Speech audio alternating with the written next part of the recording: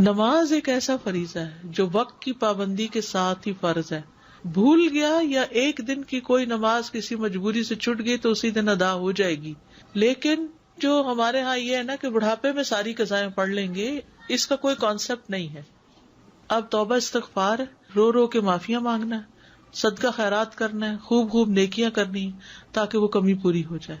اور میں ہمیشہ سوچتی ہوں کہ ہر چیز کا کوئی نہ کوئی کفارہ بدلہ اس کی شکل میں آ جاتا ہے، لیکن نماز کے لیے کچھ بتایا کیوں نہیں گیا؟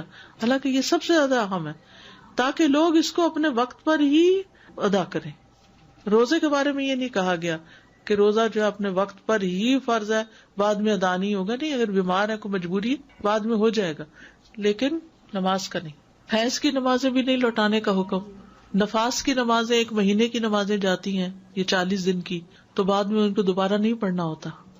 جیسے رمضان کے روزوں کا ذکر قرآن میں آتا ہے کہ کوئی بیمار ہو جائے یا مسافر ہو تو روزہ چھوڑ دے اور قضا کب کر لے؟ بعد میں کر لے. اسی طرح حج اگر کسی نے نہیں کیا خود اور اس پر فرض تھا اور فوت ہو گیا تو کیا کرے؟ کوئی اور اس کے قضا کر دے، حج بدل کر دے. ٹھیک ہے. زکوٰۃ اگر خود نہیں دی انسان نے تو شوہر اس کی زکوٰۃ دے سکتا ہے.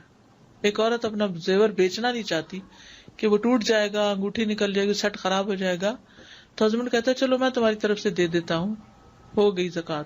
لیکن نماز کے بارے میں نہ تو کوئی اور ہماری نماز پڑھ سکتا ہے، نہ مرنے کے بعد کوئی پڑھ سکتا ہے. جیسے حج مرنے کے بعد بھی ہو سکتا ہے انسان کا، حج بدل جو ہے.